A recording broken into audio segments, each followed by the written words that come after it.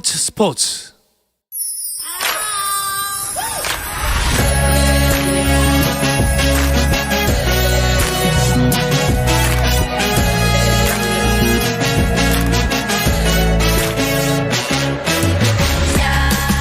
네, 목요일에는 해외 축구 이야기 함께 나누고 있습니다. 라디오의 발롱도르를 꿈꾸는 이건 김정용의 랄롱도르 시작하겠습니다. 풋볼리스트 김정용 기자와 먼저 인사 나누겠습니다. 안녕하세요. 안녕하세요. 김정용입니다. 네, 이어서 영국에 계신 줄 알았는데 한국에 와 있는 이건 기자 연결합니다. 안녕하세요. 네, 안녕하세요. 이건입니다. 네, 한국에 오셨으면 스튜디오를 직접 찾으시지 왜 전화 연결을 하셨는지 모르겠네요. 네, 제가 지난주에 이제 한국에 잠시 일 때문에 들어왔는데, 네. 이 방역 방침상 해외 입국을 한 사람은 열흘 동안 자가격리를 하고 있어야 되기 때문에, 네, 지금 자가격리 중이고, 내일 PCR 검사하고, 네. 음성이 나오면 토요일에 자가격리가 해제될 예정입니다. 그럼 혹시 다음 주에는 저희가 대면할 수 있는 겁니까? 네네, 자가격리가 해제가 되니까 음성이 나오고 자가격리가 해제되면 다음 주부터는 네, 스튜디오로 나갈 수가 있습니다. 예, 반가울 것 같습니다. 그래서 손흥민 선수가 지금 부상 중이어서 2월까지는 출전을 못한다는 소식이 있습니다. 그래서 이건 기자에게 한국에 올 짬이 생기게 된 건가요? 네, 그렇습니다. 이제 원래 당초 1월 24일부터 A매치 기간이 있기 때문에 네. 그 기간 2주 정도 동안에 제가 잠시 일 처리를 위해서 한국에 다녀갈 예정이었는데 손흥민 선수, 황희찬 선수가 동반 부상을 당하면서 경기에 나설 수 없으니까 그래 이때가 차라리 좋은 기회다 싶어가지고 후딱 비행기 타고 날아왔습니다. 예, 귀국을 다시 한번 축하드리겠고 그래도 오시기 전에 손흥민 선수 몸 상태는 좀 체크를 하셨나요?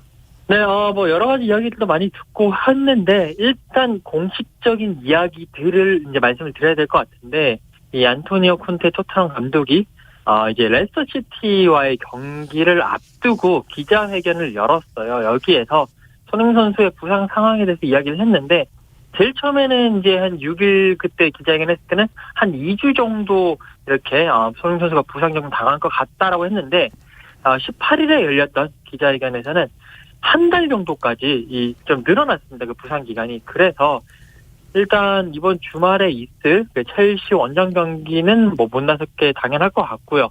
그리고 이제 A매치 기간 중에도 계속 재활을 하면서 이 부상에 의한 결장 여파가 다음 달 초반까지도 좀 영향을 미치는 게 아니냐라는 그런 예상들이 지금 나오고 있습니다. 김정용 기자, 그러면은 손흥민 선수 뿐만 아니라 황희찬 선수까지도 벤투호 명단에 빠지게 된 건가요? 네, 현재 벤투호 한국 대표팀이 터키 남부의 따뜻한 곳에서 전지훈련을 하고 있거든요. 네. 그런데 이 전지훈련 멤버들은 국내파 위주입니다. 여기에 좀 이제 다다음 주부터 있을 실전 월드컵 예선 경기를 위해서 해외파가 추가 소집돼서 완전체를 이루게 되는 건데 그 추가 소집할 해외파 명단을 발표했거든요. 근데 거기 우리가 익히 알고 있는 황의조, 김민재, 이재성, 황인범 이런 선수들이 있는데 6명이 있고요. 네. 손흥민과 황희찬은 말씀하신 대로 빠졌어요. 다만 이 선수들을 완전 배제한 건 아니고 소집 날짜까지 몸 상태의 회복 경과를 지켜보고 회복이 되면 선발하겠다라는 입장입니다. 좋습니다. 근데 토트넘은 손흥민 선수 없이도 경기를 잘하고 있는 것 같아요. 최근 성적이 어떻습니까? 네. 손흥민 선수의 그 마지막 경기가 6일에 열렸던 첼시와의 리그컵 4강 1차전이었는데 이 경기 이후에 그 다음 날에 손흥민 선수는 이 다리 근육 부상으로 지금 계속 못 나오고 있고요. 토트넘은 그 이후에 9일 그 3부 리그 팀인 모컨과의 FA컵 3라운드 경기에서 3대1 승리, 그리고 이제 13일 첼시와의 리그컵 4강 2차전 경기에서 0대1로 졌어요. 그리고 오늘 새벽에 열린 레스터 시티와의 리그 이제 원정 경기에서 1대2로 지고 있다가 후반 마지막에 2골을 넣으면서 3대2로 승리를 했습니다. 그래서 손흥민 선수가 없는 가운데 3경기를 치렀는데 토트넘이 2승 1패를 거뒀고요. 물론 이제 FA컵은 3부 리그 팀과의 경기이기 때문에 승리에 그렇게 큰 의미를 부여하기는 힘들긴 하지만 어쨌든 2승 1패 거두고 있고, 사실 중간에 그 아스널과의 북런던 더비 경기가 예정되어 있었는데 아스널의 사정으로 인해서 이게 연기된 것이 어떻게 보면 토트넘으로서는 조금 다행이다. 빡빡한 일정 속에서 조금 쉬어갈 수 있는 그런 상황이 됐다라고 보실 수가 있겠습니다. 그때 레스터 시티와 1대2로 지고 있다가 3대2로 역전했다는 거는 펠레 스코어까지 나오고 그 후반에 두 골을 몰아친 선수가 한 선수인가요? 네, 스티븐 베르베인 선수라고요. 이제 그 네덜란드 선수인데 원래 이제 계속 손흥민 선수 등 뭐 다른 선수에 밀려가지고 주전을 못 뛰고 있었던 선수였거든요. 그런데 또 이날도 사실 선발로 나서지는 못했습니다. 근데 이제 1대2로 지고 있던 79분에 이 베르베인 선수가 교체로 투입됐고요. 그러면서 뭔가 분전을 했는데 사실 그 대기심이 1대2 상황에서 그 추가 시간 5분을 들었거든요. 딱 5분 딱 되는 그 시점에 이 선수가 동점골을 넣었고 그리고 다시 경기가 재개됐는데 그때 토트넘이 레스터시티의 볼을 또 뺏어가지고 또다시 이 베르베인 선수에게 패스가 들어가면서 역전골까지 넣으면서 정말 1대2에서 딱 79초 만에 두 골 넣고 3대2로 승리하는 기적과도 같은 경기 그런 결과를 연출을 했습니다. 토트넘 팬들 입장에서는 뭐 기가 막혔겠고 또 원정이니까 레스터 팬들은 좀 많이 속상했겠어요. 네. 레스터가 안 그래도 뭐 코로나19에다가 최근 진행 중인 아프리카 네이션스컵 차출자에다가 전력이 거의 반토막이 났거든요. 네. 그런 가운데서 용감하게 승리를 따내나 싶었는데 결국 졌으니까 뭐 분통이 터질 것 같습니다. 근데 그 손흥민 선수는 경기를 못 뛰니까 좀 경기 외적인 뉴스들이 나오는 것 같아요. 네, 손흥민 선수는 최근에 뭐 경기 소식은 아니지만 피파 올해 선수상, 즉 국제축구연맹이 만들고 수상하는 발롱도르만큼은 아니지만 네. 그래도 그 다음 가는 권위를 가지고 있는 세계적인 축구 시상식의 유권자였어요. 왜냐하면 유권자. 유권자. 왜냐하면 각국 대표팀 감독, 대표팀 주장 그리고 그 나라 언론이 한 명 이렇게 한 나라당 3명이 투표권을 갖게 되거든요. 손흥민 선수는 이제 1, 2, 3번 표가 있는데 1순위 표를 그 이번 수상자인 레반도프스키에게 던졌다고 하고요. 한국 대표팀 감독인 벤투는 좀 특이하게 이탈리아의 조르지뉴를 뽑았다고 합니다. 결국 최종 수상은 이제 레반도프스키가 가져갔고요. 김정균 기자도 레반도프스키 수상을 예상하셨나요? 제일 유력한 후보였습니다. 사실 그 발롱도르는 한 3개월 정도 전에 나왔는데 그때는 이제 메시가 탔잖아요. 네. 근데 그때까지만 해도 뭐 유럽 챔피언 이탈리아의 조르지뉴 아니면 남미 챔피언 아르헨티나의 메시 두 챔피언 중에 한 명이지 레반도프스키는 실적이 없어서 그러니까 개인 기록만 좋지 상을 팀을 우승으로 못 이끌어서 좀 밀리지 않느냐는 얘기를 했었는데 그 뒤로 이제 발롱도르 이후 지금까지 몇 달이 지나면서 조르지뉴와 메시는 각자 리그에서 좀 부진했는데 레반도프스키는 리그에서만큼은 프로 무대에서만큼은 내가 진짜 절대적으로 강하다라는 거를 매 경기 계속 증명을 했거든요. 네. 지금 뭐 독일에서는 모든 득점 기록을 다 갈아치우고 있습니다. 결국에는 피파 올해 선수상을 그런 업적 덕분에 투표를 많이 받아서 탄 게 아닌가 싶습니다. 탈만했다. 네.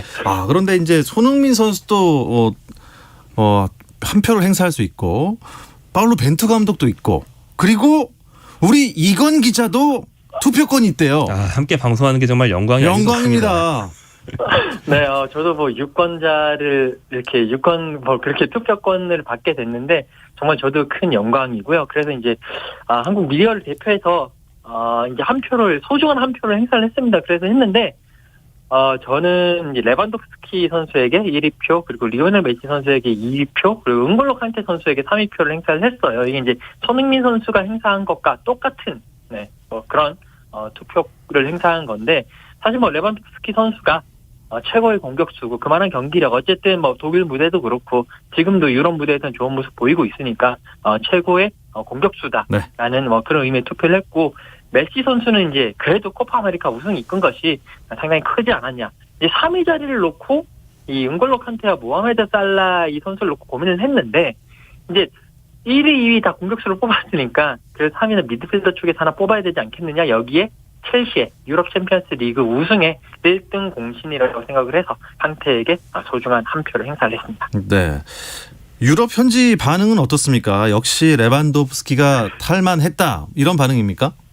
일단 뭐 그 발롱도르에서 리오넬 메시가 타면서 약간의 논란이 있기는 없었던 것이 아니었거든요. 그렇기 때문에 그때 뭐 그 당시에 그때 발롱도르는 그래도 레반도프스키가 타야 됐다. 왜냐하면 그 전에 코로나19로 인해 가지고 없었기 때문에 레반도프스키가 사는 게 맞았다. 라는 그 동정 여론이 있었고 약간 이 동정 여론까지 합세가 되면서 이번 더 베스트 피파 어워즈에서는 올해의 선수로 레반도프스키가 탔고 그것이 그래도 맞는 것이 아니냐라는 반응이 많았습니다. 그리고 이제 또 재미난 게 이 상이 끝난 다음에 그러니까 시상식이 끝난 다음에 뭐 말씀드린 대로 각국 대표팀 감독 그 이제 주장 그리고 이제 미디어들이 누구누구 뽑았다 이게 나오는데 이제 그 보는 재미가 있거든요. 그러니까 아르헨티나 대표팀 주장인 리오넬 메시는 누구를 뽑았느냐 봤더니 네이마르, 음바페, 벤제마한테 줬어요. 그러면서 레반도프스키 선수한테는 표를 안 줬거든요. 네. 이걸 놓고 유력하게 자기 자신, 그러니까 리오넬 메시 선수와 이 올해 선수상을 놓고 다툴 레반도프스키에게 표를 안 줌으로써 이게 견제하는 것이 아니냐라는 그런 약간 음모론이 있었고요.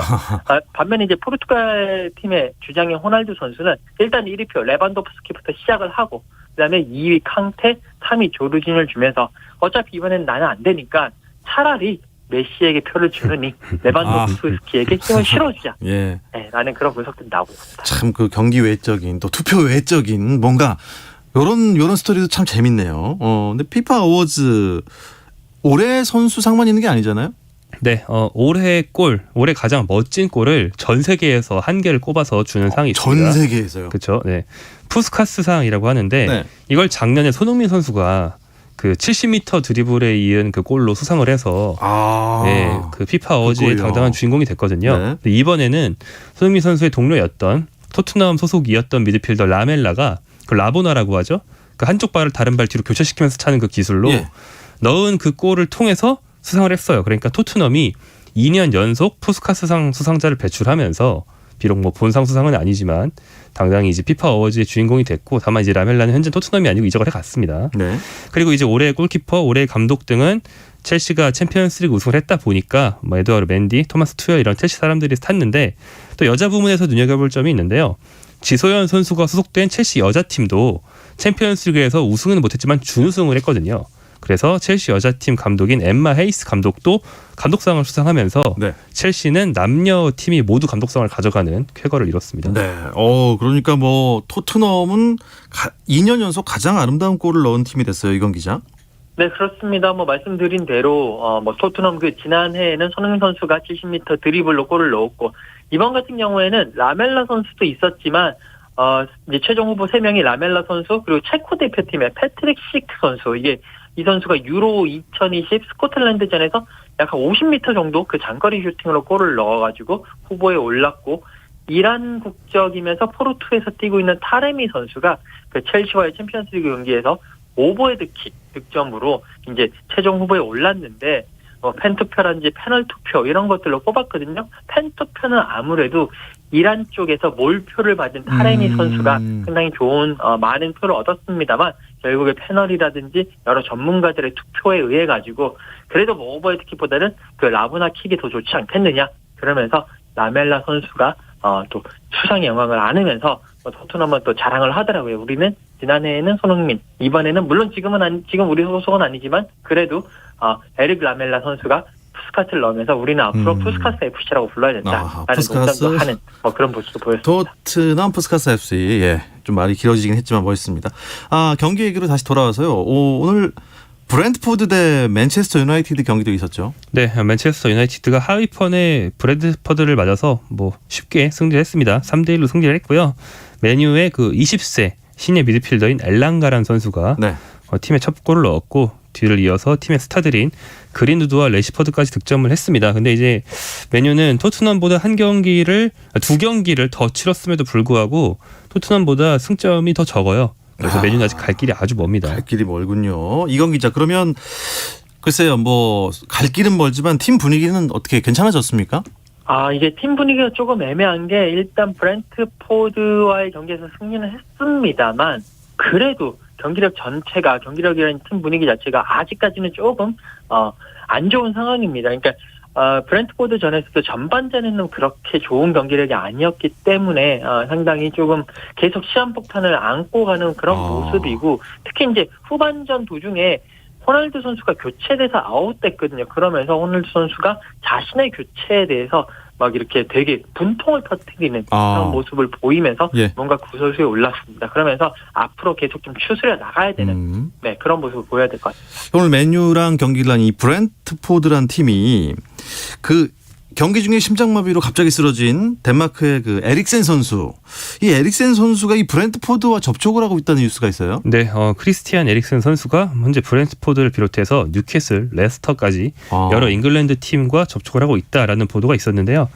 에릭센 선수는 작년 여름에 열렸던 그 유로 본선에서 덴마크 대표로 뛰다가 갑자기 쓰러졌죠, 말씀대로. 그래서 네. 심장 옆에 제세동기를 삽입한 상태입니다. 근데 이제 문제는 이탈리아 축구 규정상 이 제세동기를 단 선수는 안전상의 이유로 아예 등록이 불가능하거든요. 그래서 당시에 이탈리아 팀인 네. 인테르밀란 소속이었다가 인테르밀란에서 이제 계약을 해지하고 나와서 이걸 달았음에도 불구하고 받아주는 규정의 리그로 옮기고 싶다는 거예요. 왜냐하면 이제 올해 말 열리는 카타르 월드컵까지 선수 생활을 쭉 하고 싶다는 거죠. 그래서 현재는 스위스에서 개인 훈련을 하면서 새 팀을 알아보고 있습니다. 그럼 축구하는 데는 뭐 문제 없다는 그런 몸입니까?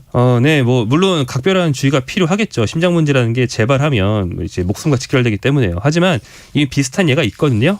현재 아약스 소속인 네덜란드 대표 수비수 블린트라는 선수가 한때 메뉴 소속이어서 이제 친숙하실 텐데 제세동기를 달고 몇 년 동안 잘 뛰고 있습니다.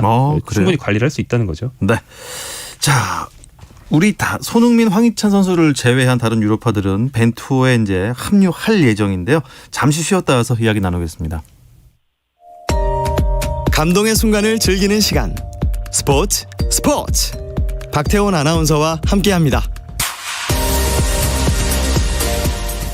해외 축구 이야기를 나누는 라디오의 발롱도르, 이건 김정용의 랄롱도르 듣고 계시고요. 풋볼리스트 김정용 기자, 지금은 영국이 아닌 국내에서 자가 격리 중인 이건 축구 전문 기자와 함께하고 있습니다.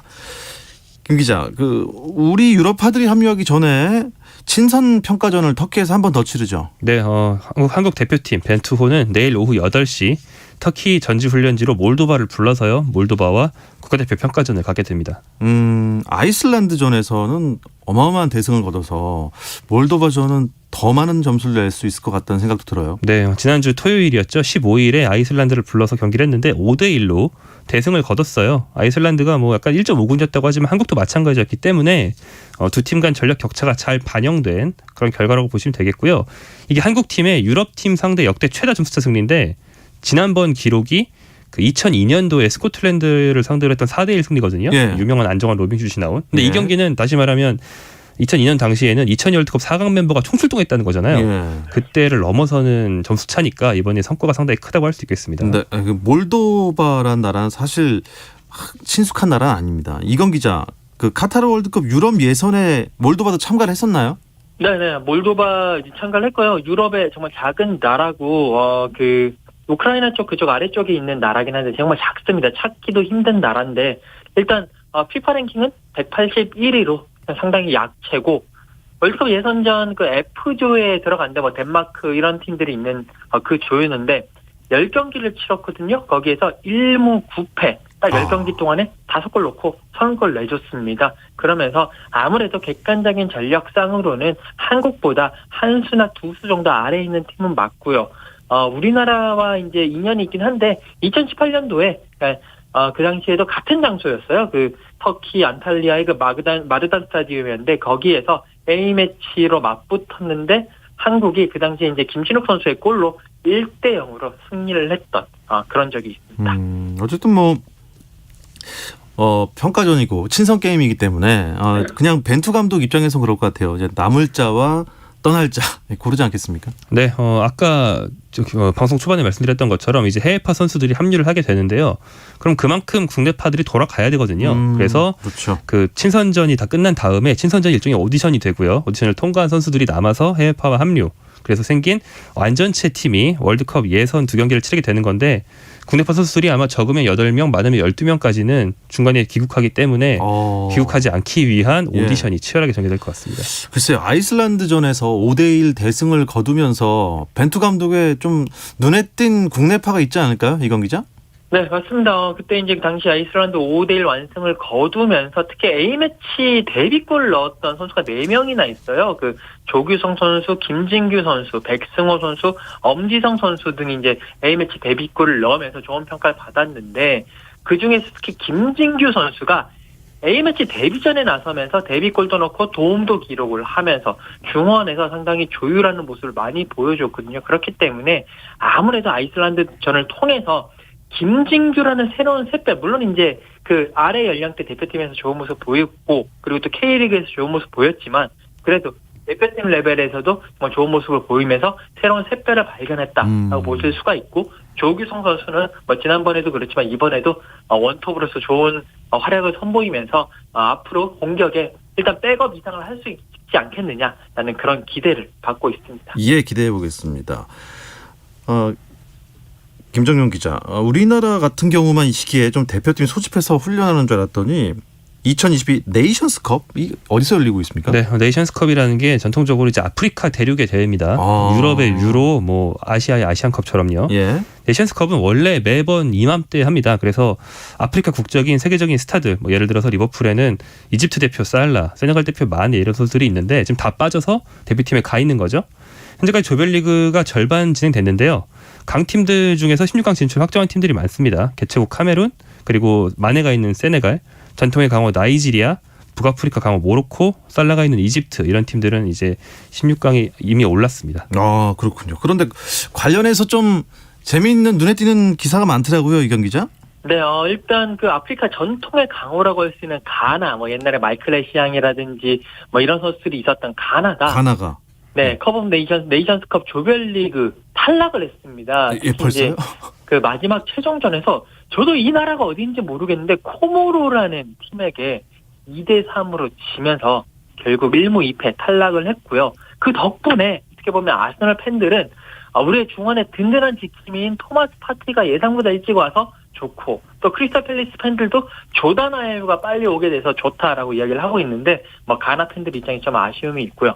또 아스널의 오바메양 선수 같은 경우에는 지금 말도 많고 탈도 많은데 네이션스컵 치르러 들어가면서 코로나19 양성 판정을 받으면서 경기 못 뛸 것 같다 그러더니 또 이제 그거 끝나고 나니까 심장에 이상이 생겼다. 그러면서 결국 이제 가봉팀에서 나와서 아스널로 복귀하는 뭐 그런 이야기들, 여러 가지 이슈들이 많이 나오고 있습니다. 와, 그럼 이렇게 되면 가나가 일찌감치 떨어졌고 어떻게 하게? 어떤 팀 우승 가능성이 있을까요, 그럼요? 네이션스컵은 예측이 좀 힘들긴 한데 21세기 들어서 북아프리카 강세가 굉장히 눈에 띕니다. 거기다가 살라까지 현재 세계 최고 선수 수준이니까 아마 북아프리카의 이집트가 우승 후보처럼 보이고요. 또 개최국 카메룬도 있죠. 이 두 나라는 전전대회 2017년도 대회 결승에서 맞붙었던 두 팀인데 이번에도 이 두 팀이 우승 후보 1순위, 2순위를 다투지 않나 생각합니다. 네, 자 끝으로 이건 기자가 겨울 이적 시장 분위기 간단히 좀 설명해 주시죠. 네, 전체적으로는 아직까지 조용합니다. 뭐 대여급도 없고 여러 가지 간을 보고 있는데다가 코로나19 때문에 여파 때문에 아직까지 시장이 활성화되지는 않은 모습인데, 다만 사우디 자본이 들어와가지고 지금 돈이 풍부하게 넘쳐나고 있는 이 뉴캐슬이 초반 시장을 주도를 하고 있어요. 아틀레티코 마드리드에서 키어런 트리피어 데려왔고 크리스 우드도 영입을 하면서 계속 이 뉴캐슬이 주도하지 않을까라는 그런 분위기입니다. 이 또 돈이 지배하는 그쪽이네요. 네, 이야기 끝으로 이번 주 랄롱도르는 여기서 마치겠습니다. 이건 기자, 다음 주에는 스튜디오에서 봬요. 고맙습니다. 네, 감사합니다. 네, 풋볼리스트 김정용 기자 오늘 수고하셨습니다. 고맙습니다.